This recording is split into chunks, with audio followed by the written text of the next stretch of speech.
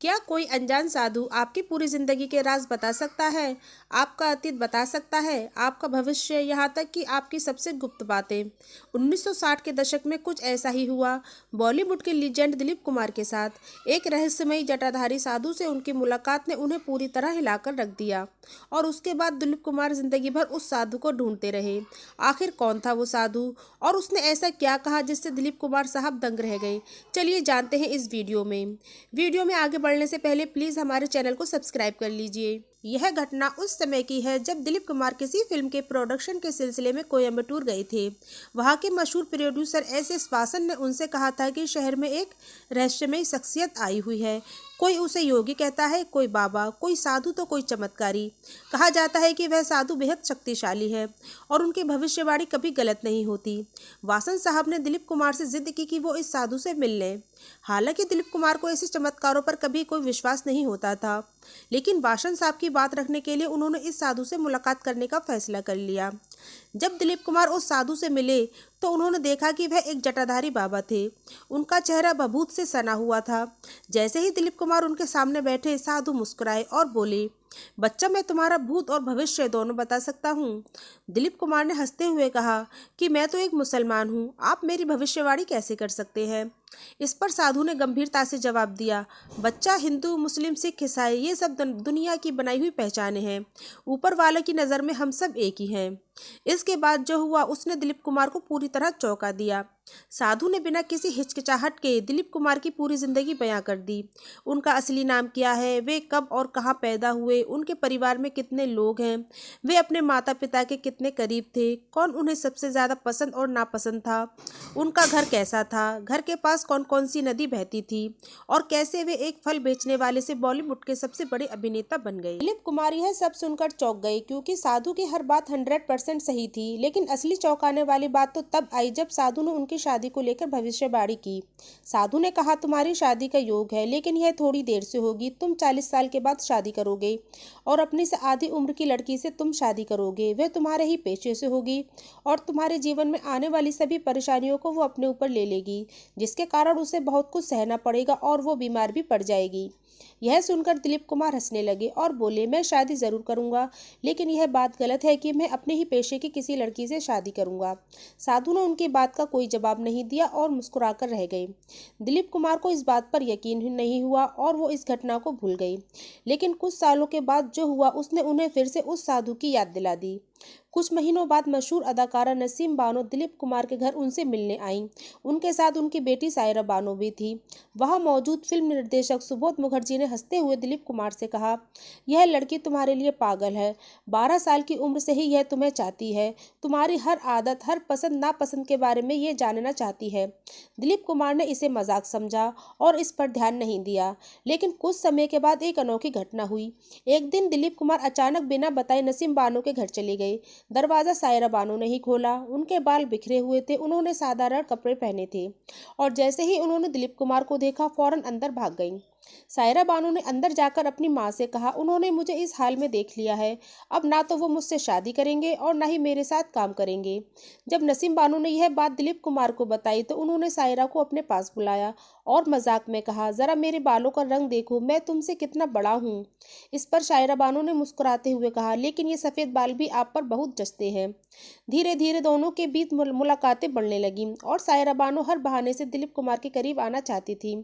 हालांकि दिलीप कुमार इस रिश्ते को लेकर उलझन में थे, लेकिन कुछ समय के बाद उन्होंने महसूस किया कि उन्हें भी सायरा बानो से प्यार हो गया है। 29 अगस्त 1966 को दिलीप कुमार मुंबई पहुंचे और सायरा बानो को उन्होंने मिलने के लिए बुलाया। पहले सायरा बानो थोड़ी नाराज थी, लेकिन बाद में वो मान गई। समुद्र किनारे ड्राइव के दौरान दिलीप कुमार ने सायरा बानो को प्रपोज कर दिया। सायरा बानो की आंखों में आंसू आ गए। उनका बचपन का सपना अब सच होने वाला था। उन्होंने तुरंत हाँ कह दिया। कुछ ही समय के बाद दिलीप कुमार को अचानक साधु की बात याद आई। उनकी शादी 40 साल की उम्र में होगी। शादी के समय दिलीप कुमार 40 साल के होंगे। वह अपनी से आधी उम्र की की लड़की से शादी करेंगे। सायरा बानो की उम्र भी 22 साल थी। वह उन्हीं के पेशे से होंगी। सायरा बानो भी फिल्म इंडस्ट्री की एक्ट्रेस थी। यह सब आते ही दिलीप कुमार दंग रह गए और साधु की हर बात सच हो गई। शादी के बाद दिलीप कुमार और सायरा बानो हनीमून के लिए भूटान गए। वहां भूटान के राज परिवार ने उनका भव्य स्वागत किया और एक शाही कॉटेज में उनके ठहरने की व्यवस्था की। दिलीप कुमार और सायरा बानो बहुत खुश थे, लेकिन उन्हें यह नहीं पता था कि यह खुशी ज्यादा दिनों तक टिकने वाली नहीं थी। एक रात दिलीप कुमार की अचानक नींद खुली। उन्होंने देखा कि सायरा बानो बिस्तर पर नहीं थी। पहले उन्होंने सोचा कि शायद वो बाथरूम में गई होंगी, लेकिन वो वहां भी नहीं मिली। अब उन्होंने इधर उधर देखना शुरू किया तो सायरा बानो फर्श पर बेहोश पड़ी थी। उनका शरीर ठंडा पड़ चुका था। अगर कुछ देर और होती तो बहुत बड़ा हादसा हो सकता था। दिलीप कुमार ने घबराते हुए उन्हें गोद में उठाया और बिस्तर पर लिटाया। उनकी आंखों से आंसू बह निकले और उनके मुंह से एक शब्द भी नहीं निकला। बस यही निकला कि या अल्लाह खैर कर। तुरंत उन्होंने डॉक्टर को बुलाया। जब डॉक्टर ने जांच की तो पता चला कि कमरे में जहरीली गैस भर गई थी। खास तौर पर कार्बन मोनोऑक्साइड का असर था, जो बेहद घातक हो सकता था। लेकिन डॉक्टर भी इस बात से चकित थे कि यह जहरीली गैस केवल सायरा बानो को ही कैसे प्रभावित कर सकती है। यह बात सुनते ही दिलीप कुमार साधु की भविष्यवाणी को याद करने लगे। क्या यह वही मुसीबत थी जिसके बारे में साधु ने पहले ही बता दिया था?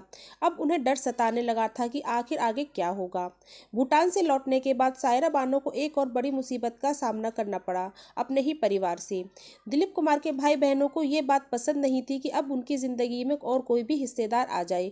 खासकर उनकी बहनों ने सायरा बानो को तरह तरह से परेशान करना शुरू कर दिया। छोटी छोटी बातों पर ताने, बहस और लगातार मानसिक तनाव। यह सब कुछ इस तरह प्लान किया जाता था कि दिलीप कुमार को इसका अंदाजा ना हो सके।